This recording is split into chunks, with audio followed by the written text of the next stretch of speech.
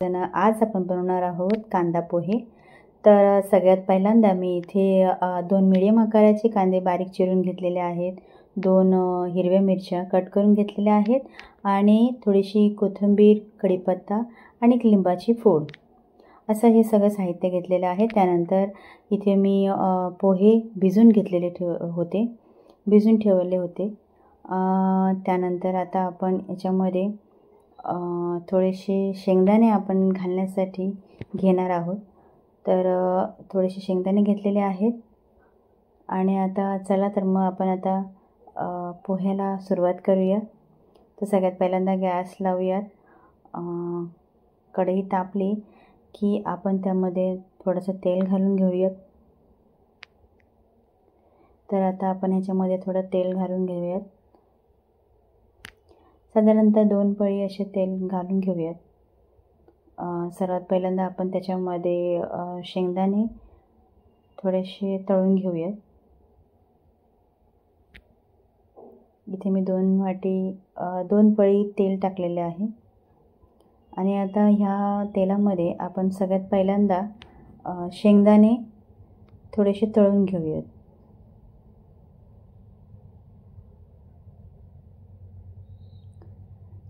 तर आता मी ह्याच्यामध्ये शेंगदाणे घालून घेणार आहे।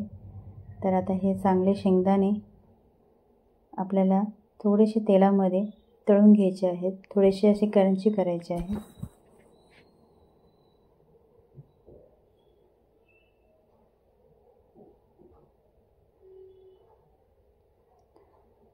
तर आता आपले हे शेंगदाणे बारीक गॅसवरती आपण हे शेंगदाणे तळून घ्यायचे आहे, जेणेकरून ते जळणार नाहीत।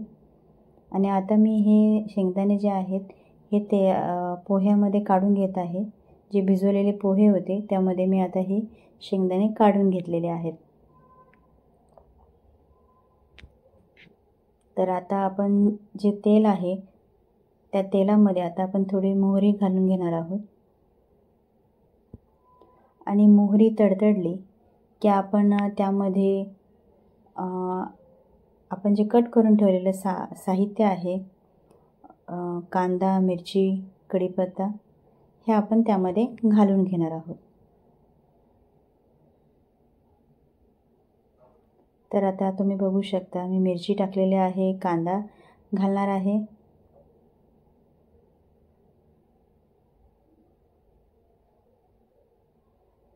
आणि त्यानंतर आता आपण इथे थोडा कढीपत्ता पण टाकूयात, मग जेणेकरून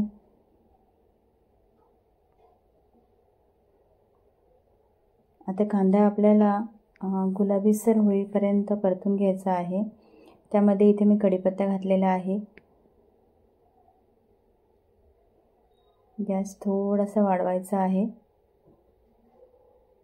जेणेकरून आपला हा जो कांदा आहे हा पटकन गुलाबीसर असा होईल।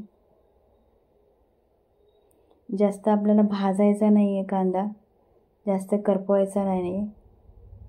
आता इथे मी पोह्यामध्ये शेंगदाणे काढून घेतलेले होते, त्यामध्ये मी कट करून घेतलेली कोथिंबीर घालून घेणार आहे आणि त्यानंतर त्यामध्ये थोडीशी हळद आता मी टाकून घेते।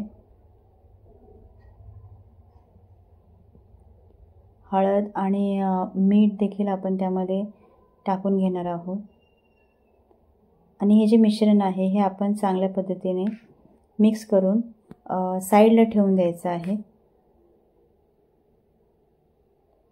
पोहे, हळद, कोथिंबीर, शेंगदाणे आणि मीठ हे आपण चांगलं मिक्स करून घ्यायचं आहे, एकजीव करायचा आहे आणि हे साईडला आपण ठेवून देऊयात। आणि हे जो थोडीशी मी लिंबाची फोड इथे थोडीशी पिळून टाकलेली आहे। जर तुम्हाला हवं असेल तर तुम्ही टाकू शकता, अदरवाईज तुम्ही हे लिंबाची फोडचं स्किप केलं तरी चालेल। आणि हे चांगल्या पद्धतीने आपण आता हे मिक्स करून घेऊयात आणि हे आता आपण हे साईडला ठेवून देऊयात। आता आपला कांदा चांगला गुलाबीसर झालेला आहे, आपली मिरची देखील तळली गेलेली आहे। आता आपण ह्या स्टेजला ह्यामध्ये हे जे मिश्रण आहे पोह्यांचं हे आपण त्याच्यामध्ये घालून घेणार आहोत. तर तुम्ही बघू शकता हे सगळं जे मिश्रण आहे हे आता आपण त्यामध्ये घालून घेतलेले आहे आणि आता हे आपल्याला चांगल्या पद्धतीने मिक्स करायचं आहे. गॅस थोडासा मीडियम ठेवायचा आहे, हलकासा. आपले पोहे जळणार नाहीत याची काळजी घ्यायची आहे. आणि मिक्स झाल्याच्या नंतर अगदी स्लो गॅसवरती ह्याला आपण झाकण ठेवून थोडंसं वाफू देऊयात. आता आपण याचं झाकण काढूयात. आता आपले हे जे पोहे आहेत हे चांगल्या पद्धतीने मिक्स करून घेऊयात. आता आपले पोहे खाण्यासाठी तयार आहेत. तर तुम्ही बघू शकता अगदी साध्या सिंपल पद्धतीने असे हे पोहे बनवलेले आहेत. तुम्हाला हवं असेल तर तुम्ही ह्यामध्ये आणखीन हळद टाकू शकता. मला अशीच हळद आवडते, जास्ती डार्क आवडत नाही म्हणून मी यामध्ये जास्ती हळद टाकलेली नाही आहे. जर तुम्हाला हवं असेल तर तुम्ही जास्ती हळद टाकून देखील हे पोहे बनवू शकता. ज्यांना कांदे जास्ती आवडतात त्यांनी जास्ती टाकावे, ज्यांना कमी आवडतात त्यांनी थोडेसे कमी टाकावे. तर अशा पद्धतीने हे आपले पोहे खाण्यासाठी रेडी झालेले आहेत. सो हे गरमागरम पोहे असे तुम्हाला कसे वाटले हे कमेंट करून सांगायला नक्की विसरू नका. आणि व्हिडिओ आवडला असेल तर नक्की लाईक